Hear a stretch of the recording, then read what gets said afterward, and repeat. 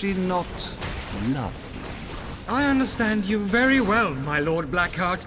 You don't understand me. The jester laughed, and the bells on his hat jingled. Linda smiled. "Enough!" shouted the Lord, irritated. "Who are you, maid?" My name's Linda Chapman, and I come from Greenwood. The jester said, Greenwood. A wood is green, but would a wood be green wood? "Be quiet, jester," said Lord Blackheart. "The maid is confused. Perhaps she is from another region. Why are you here, my pretty?" He put a hand on her shoulder. Linda didn't like how he looked at her. I wanted to visit the castle with Matt, but I don't understand what is happening. She replied. The jester laughed. Visit our castle. Strange. He looked at Lord Blackheart. Perhaps my lord is happy you visited our castle. Lord Blackheart continued to look at Linda. He smiled and touched her hair. "Now you are here, you must stay," he whispered. Linda moved quickly and bit Lord Blackheart's hand. Don't touch me! She shouted. "Ouch!" cried the Lord, and the jester laughed. "You stupid girl!" Blackheart shouted. "Guards, take this witch away!" Which, my lord? I see no witch. The jester said quietly. Lord Blackheart pointed angrily at Linda, who was furious now. "This witch! Throw her in the dungeons!"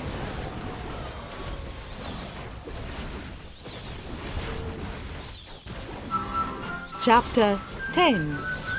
In the Forest. The forest near the castle was quiet. Under the huge moon, nothing moved. The forest animals slept.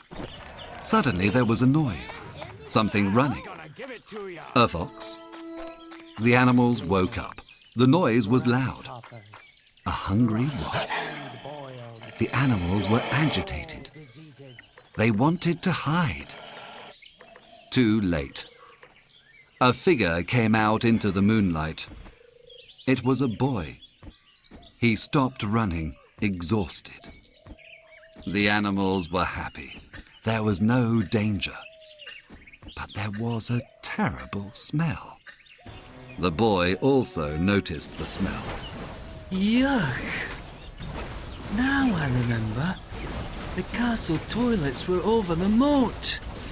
It was Matt. He wasn't dead, but he was very dirty and very smelly. The smell confirmed it wasn't a dream. He and Linda were in the Middle Ages. Linda, Matt thought, worried. I hope she's okay, but I can't do anything now. Tomorrow, I'll go to the castle and try to explain. Explain what? That we come from the future? The computer! Matt remembered the strange white light from the computer. Mr. Wells' computer. That's why he was so nervous. This was his idea. Matt was very angry with Mr. Wells, but now the computer was more important. We need it if we want to return to the future. It must be in the castle. I have to help Linda and then find the computer. Matt stood up with determination, but he felt tired. I'll sleep until morning. Then I'll go to the castle. He looked around for a place to sleep, but suddenly he had a strange sensation. He felt someone watching him. Who's there? He asked nervously. No one answered. I know someone is there. He said, angry now. A small deer appeared through the trees. It looked curiously at Matt. It was you. Matt whispered, smiling. Then something flew by his ear. An arrow hit a tree near the deer, and the animal ran away. Matt turned, and in the darkness saw the figure of a boy. Hey, you! he shouted, but the figure started to run. Matt ran faster and he caught the boy. The boy was terrified and stammered, Don't kill me. I'm sorry. We're starving. I don't want to kill you. said Matt. Are you from the castle? Asked the boy. He was a little older than Matt. No, Matt thought for a moment. I'm a pilgrim from the north. The boy smiled. He didn't have many teeth. In the village, we're very poor. Life was better before. Lord Duxbury was good and strong, but he went on the Crusades. His brother became the Lord, but a bad night, Blackheart killed him. Now Blackheart is our Lord. We work all day on the land, but he takes our crops. We have little to eat. My father is dead. He was killed by Blackheart's men because he hunted in the Lord's forest. He wanted food for my brothers and sisters. I'm the oldest, so now I hunt at night. He was very thin and had simple, dirty clothes. Matt was sorry for him. But then he looked at his clothes. They were covered in mud, or worse. Pilgrim, Smiled the boy. you can come to my home for the night. Are you hungry? I'm sorry I didn't catch the deer. Thanks. You're very kind. Said Matt. And Pilgrim, Continued the boy. tomorrow you can have a bath in the pond. You smell.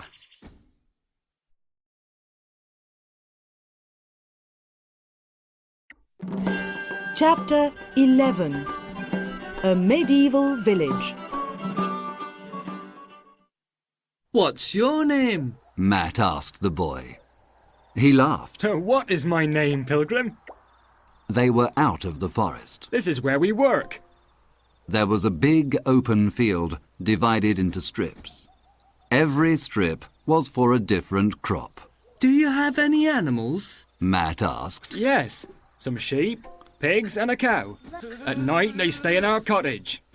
Matt was surprised. But they don't smell like you, Pilgrim. They crossed the field and came to the village. There was one street of dry mud with a dozen cottages. The cottages were made of wood and had a thatched roof. This is my cottage. Whispered Watt. Shh, the children are sleeping. What? A girl whispered from the darkness. The voice came from the cottage opposite. Anne, why aren't you in bed? Asked Watt. I was worried. Did you catch anything? Asked the girl. Only a smelly pilgrim. The girl laughed and said good night. Night. That's Anne. Said Watt. She will be my wife. Are you married? No. Smiled Matt. He remembered that medieval people married very young. He felt admiration for this boy with the responsibilities of a man. In the cottage it was very dark, but Matt saw there was one long room, divided into two parts. From the other part came the noise and smell of the animals. The air was humid, and smoke from the fire irritated his eyes. Here's some pottage. Said Watt. He offered Matt a wooden bowl of soup. No spoon. I have to drink it. Matt thought, and drank the tepid mix of vegetables and cereal. He felt better, but he didn't like taking the family's food. I'm fine. He said when Watt offered more. Then drink some ale. My mother makes it. Matt drank some beer from a flask. Now, to bed. Said Watt, and got into bed, still dressed. Matt couldn't see much, but moved towards the bed. He started to take off his dirty clothes, but Watt whispered, Tomorrow you can wash. Now sleep. Matt got into the bed, but his legs were too long. He remembered that medieval people were quite short. He also saw that Watt wasn't horizontal in the bed, but sat, his back on the pillows. Oh, yes. He thought, remembering Mr. Wells's lesson. They were frightened of death. The bed wasn't very comfortable. The mattress was full of straw, and the blanket was rough wool. Something ran over Matt's foot. What was that? Probably a rat. Watt replied. Matt quickly pulled up his legs. Good night. Said Watt. Matt was very tired and slept immediately. Strange dreams filled the night. Angry guards, Mr. Wells, rats, computers, and Linda. Then suddenly there was a loud man's voice, people shouting, A witch! A witch! A witch! Wake up, Pilgrim! Someone said, pulling Matt's arm. He slowly opened his eyes. It was morning, and there was great commotion. Matt was astonished to see a lot of children in the bed. He counted 8. They all repeated the same words. A witch! A witch! A witch! What's happening? Matt asked Watt. A knight came to the village. He said there's a witch in the castle. Linda, Matt thought. what will happen to her? He asked. An ordeal. This morning in the pond. Few people survive.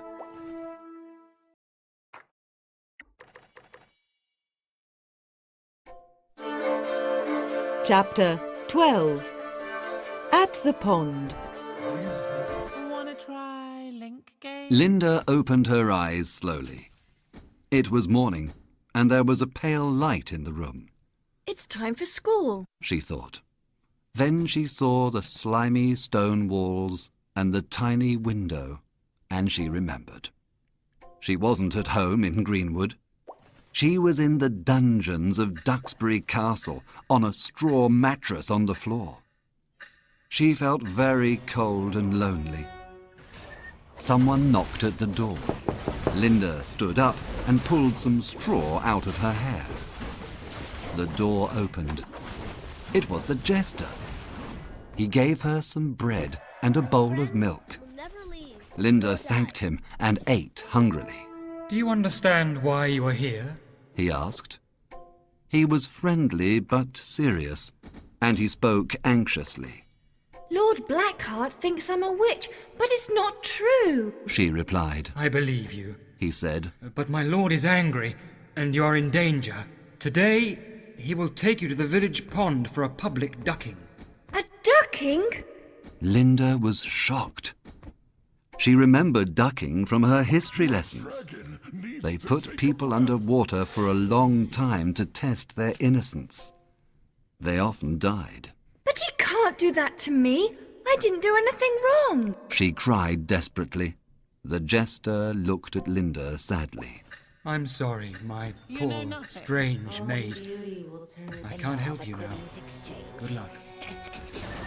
A guard appeared. Are you ready, witch? The cart is outside. He said.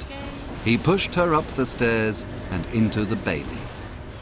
Linda saw the cart and horse, ready to take her to the village pond. Blackheart was beside the cart. Linda saw his dark, cruel face. He smiled horribly. Now she wasn't frightened, but very angry. The cart moved slowly towards the village. Some peasants walked beside it. One shouted to the cart driver, "Is this the witch? She's very young." So perhaps she will survive. Laughed the cart driver nastily. Linda shivered, but was determined to be brave. She began to make a plan. I'm a good swimmer. I can try to escape under the water. She thought. Now the cart was in the village street, and Linda saw the poor cottages and the dirty little children with no shoes. I must appear very strange in my tracksuit and trainers. She thought. After the cottages, Linda saw the pond. It was very large, full of reeds and surrounded by grass and trees. Some ducks swam happily on the water. Lord Blackheart was near the water with the guards. They had a long rope and a large sack full of stones. stones. "Good day, my pretty. But it is a sad day when a fair maid dies as a witch," he said, laughing cruelly. There were many villagers there, looking curiously at Linda. They talked noisily and pointed at her. Linda looked hopefully for Matt, but he wasn't there. The only kind face was the jester's. He looked quickly at Linda and smiled. Then he started to amuse the villagers, and they laughed at his jokes. His name is Blackheart, his heart is black. He kills his witches with a rope and sack. A guard pushed Linda from the cart and tied the rope around her. I must stay calm. She thought. "Don't forget the sack," ordered Blackheart. "The witch must stay under the water until I decide."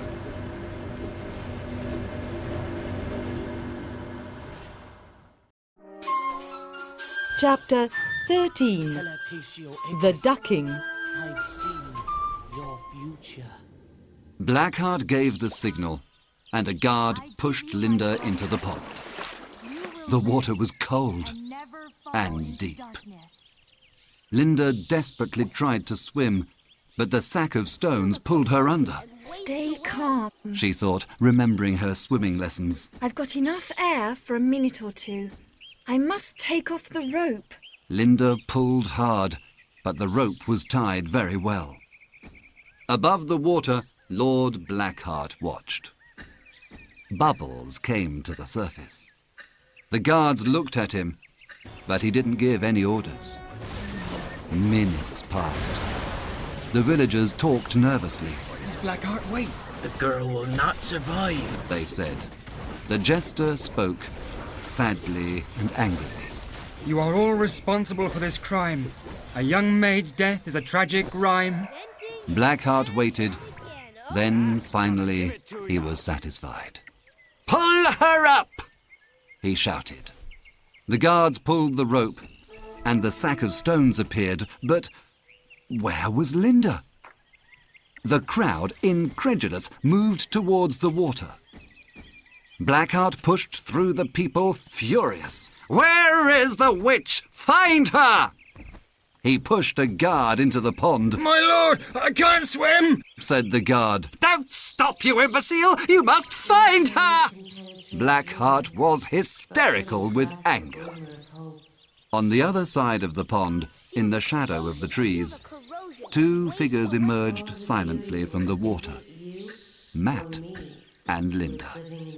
Nobody saw them running through the forest in the direction of the castle. Matt, stop for a second. I'm exhausted. Implored Linda. Okay, Linda, but we don't have much time. Linda sat on the grass. How did you know I was under the water, Matt? A guard announced a ducking in the village this morning. My new friend, Watt, showed me the place and gave me a knife. Then I hid in the long grass beside the pond. When you were underwater, I swam to you and cut the rope. I know you're a good swimmer, so it was easy to swim to the other side of the pond. You saved my life, Matt. Said Linda, looking at him in admiration. Matt's face became pink. No problem, he said, embarrassed. But now we must find the computer. We need it to go back to the future. I know where it is. Smiled Linda. I hid it when we arrived. Great! Let's go! Said Matt happily. Okay. Said Linda. I'm tired of being a witch. And I'm tired of being wet and smelly. Laughed Matt. At the pond, Blackheart's face was red with anger. "Who is responsible for this?" he yelled, looking at the villagers. Perhaps she was a real witch, Said a voice from the crowd. so she disappeared. "Silence, ignorant fools!" shouted Blackheart. He pointed his sword at the villagers. Enough! Cried Watt. You are the fool! He picked up some mud and threw it at the Lord. It hit him directly in the face. First, there was silence. The villagers were shocked. Then everybody began to laugh.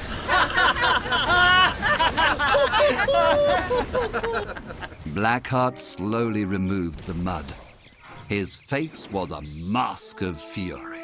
I give you work, a home, and my protection. You insult me. I can find other people to work on my land. Guards, kill them all.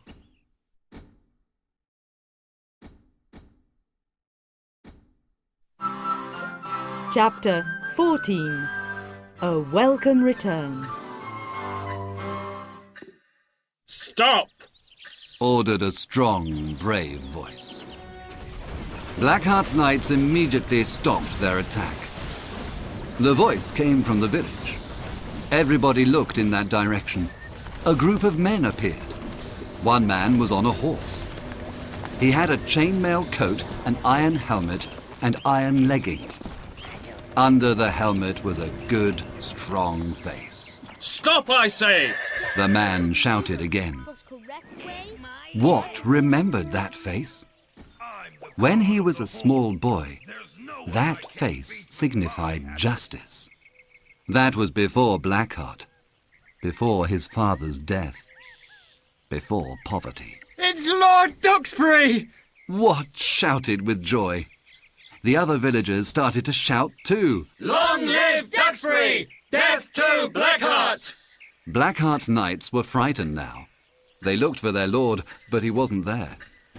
The villagers surrounded them, shouting, Death to Blackheart and his men! Stop, everybody!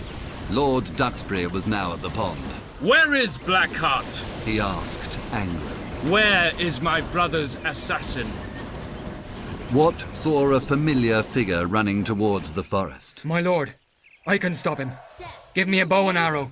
He said. Don't kill him, Said Duxbury. I want him alive. Give the boy a bow. He ordered his men. I remember his father was a good archer. Wat took the bow and arrow. Blackheart was nearly in the forest. I didn't hit the deer last night, Wat thought. but this is for my father. The distance was huge, but the arrow flew perfectly. It hit Blackheart in the leg, and the cruel lord fell into the pond. Pull him out! Duxbury ordered his men. Then pull out the arrow and throw him in the dungeons. He will pay for his crimes. He turned to Wat. Thank you, boy. But what terrible torture was this? An ordeal for a witch, my lord. Replied Wat. She wasn't a witch. She's the companion of a pilgrim from the north. And where is she now, boy? She escaped. Wat smiled. The lord smiled at Wat. His face showed the signs of 1,000 adventures. Now he spoke to the villagers and Blackheart's knights. He was very angry. Ordeals? Witches? What barbarity is this? I went on a crusade to liberate the Holy Land from barbarity, but we are the barbarians. I saw Christians kill other people in the name of God. Then I returned to England, and what do I find? My brother killed, and Blackheart, the lord of a cruel manor where innocent girls risk death. Here is a paradox for my jester. He looked for the jester, but he couldn't see him. Wat spoke for the villagers, Life will be better now. Long live Lord Duxbury! and everybody shouted happily. Lord Duxbury! Matt and Linda were in the castle. It was deserted. Everybody was at the pond, Quickly, said Linda. before they come back. The computer's in this stable. She ran into a stable and started to move a pile of straw. Matt, She said desperately. it isn't here.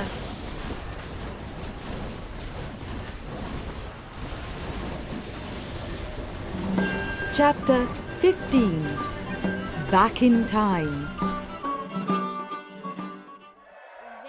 It isn't there because it's here. Said a voice Linda recognized. The jester was outside the stable, and he had the computer. Who's this? Asked Matt. A friend. Replied Linda. The jester smiled. All the world knows I'm only a fool, but only